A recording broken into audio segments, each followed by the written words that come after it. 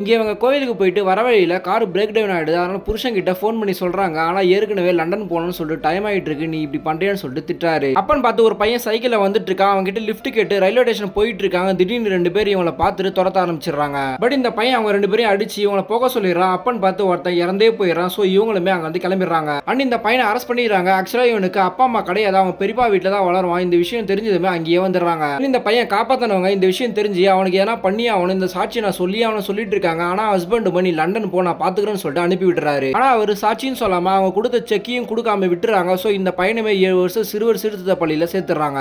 அந்த தண்டனையும் முடிஞ்சு இவங்க காலேஜும் படிச்சுட்டு இருக்கா. அப்ப இவங்க அக்கா கல்யாணம்னு சொல்லிட்டு ஊருக்கு வரான். பட் அவங்க அக்கா ஏற்கனவே இன்னொருத்தனை லவ் பண்ணிருப்பாங்க. சோ இவங்க வீட்டுக்கே தெரியாம சேர்த்து வச்சிடறான். அதனால கோவத்துல பெரியப்பா இவனை வீட்டை விட்டே துரத்திடுறாரு. இவனுமே காலேஜ்ல தங்கி படிக்க ஆரம்பிக்கிறான். சோ இப்ப காலேஜ் லீவுக்காக பெரியப்பா வீட்டுக்கு போக முடியாதுன்னு ஹைதராபாத்ல இருக்க சித்தப்பா வீட்டுக்கு போயிட்டு இருக்கா. அப்போ ஒரு பொண்ணை மீட் பண்றான். பார்த்ததுமே இவனுக்கு பிடிச்சு போகுது. ஆனா அந்த பொண்ணு கூட பேசி ஃப்ரெண்டாவே பழகுறா. அப்பன்னு பார்த்து சில ரவுடிங்கலாம் இந்த பொண்ணு துரத்துறாங்க. அவங்க கிட்ட இருந்து காப்பாத்தி இந்த பொண்ணு கிட்ட லவ்வையும் சொல்றான். சோ நெக்ஸ்ட் டே இந்த பொண்ணுமே ஹீரோ கிட்ட லவ்வா சொல்லலாம் வரா. திடீர்னு ஆக்சிடென்ட் ஆகி ஹாஸ்பிட்டல் சேர்த்துறாங்க. தென் இந்த விஷயம் உங்க அப்பாவுக்கு தெரிஞ்சு லண்டன்ல இருந்து இந்தியாவுக்கு வராரு. வரும்போது அவங்க வைஃப் சொன்னதை நினைச்சு பாக்குறாரு. இந்த பொண்ணோட அம்மாவை தான் சின்ன வயசுல ஹீரோ காப்பாத்தி இருப்பான். சோ அவங்க அம்மா ஹெல்ப் பண்ண சொல்லியிருப்பாங்க. ஆனா இவர் ஹெல்ப் பண்ணிருப்பாரு. இந்த விஷயம் தெரிஞ்சதுமே அவங்க கிட்ட சண்டை போட ஆரம்பிக்கிறாங்க. அவருமே ஹீரோக்கு கொடுக்குறேன்னு சொன்ன காசுல இந்த பொண்ணுக்கு ப்ராப்பர்ட்டியா வாங்கி போட்டிருப்பாரு. இந்த விஷயம் தெரிஞ்சதுமே இவங்க ஹார்ட் அட்டாக்கே வந்துருது. இப்ப கடைசியா எல்லா விஷயத்தையும் அவங்க பொண்ணுகிட்ட சொல்லி அந்த ப்ராப்பர்ட்டியை அவங்க கிட்ட தரணும், அவங்க கிட்ட எப்படியாச்சும் மன்பிக்கணும்னு சொல்லிட்டு அவங்க பொண்ணு அனுப்பி விடுறாங்க. ஆனா அவங்க பொண்ணுக்கு ஆக்சிடென்ட் ஆயிடுது. இப்ப ஹீரோவும் அவங்க அப்பாவும் ஹாஸ்பிட்டல் வராங்க. பார்த்தா அந்த பொண்ணுக்கு தலையில அடிபட்டு ஹீரோவையும் மறந்துடுறா. அவங்க அம்மா கடைசி ஆசையா சொன்னதையும் மறந்துடுறா.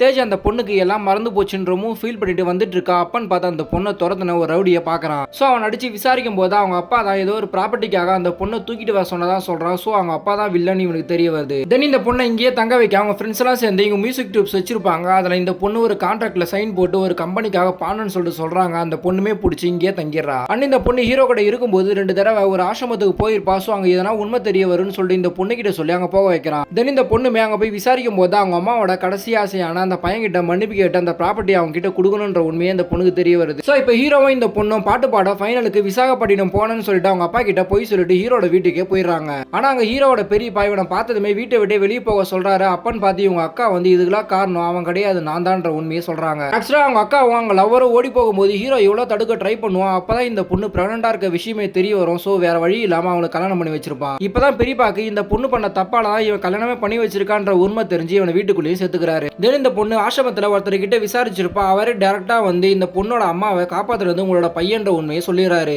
இப்போ இவங்களோட ஃபேமிலி இந்த பொண்ணு கிட்ட உங்க அம்மாவை காப்பாத்துனது இவனோட பையன்தான்ற உண்மையை சொல்றாங்க. சோ அதுல இருந்து இந்த பொண்ணுக்கு இவனை ரொம்பவும் பிடிச்சி லவ் பண்ணவும் ஆரம்பிச்சிடறா. அண்ட் ஹீரோவா அவங்க அம்மா கொடுத்த சொத்து எதுவுமே எனக்கு தேவையில்லை, நான் ஆபத்தில் தான் உதவி செய்தேன், அதனால எனக்கு எதுவுமே தேவையில்லைன்னு சொல்லிடுறான். சோ ஹீரோவை இந்த பொண்ணுக்கு கல்யாணம் பண்ணி வைக்க முடிவு பண்ணி ஃபேமிலியில இருக்க எல்லாருமே கேட்டு பாக்குறாங்க. ஆனா ஹீரோ முடியாதுன்னு சொல்லிடுறான். ஆக்சுவலா ஹீரோ லவ் சொல்லும் போது அடுத்த நாள் அந்த பொண்ணுக்காக வெயிட் பண்ணிட்டு இருப்பான். அப்பதான் அந்த பொண்ணுக்கு ஆக்சிடென்ட் ஆயிடும். சோ அந்த பொண்ணுக்கு அப்ப என்ன பிடிக்காம கூட போயிருக்கலாம். ஆனா இப்போ நான் ஹெல்ப் பண்ணதால அந்த பொண்ணு என் மேல லவ்வும் பண்ணிருக்கலாம். ஆனா இப்போ இந்த ஹெல்ப்பால வந்த லவ் எனக்கு தேவையில்லைன்னு சொல்லிடுறான்.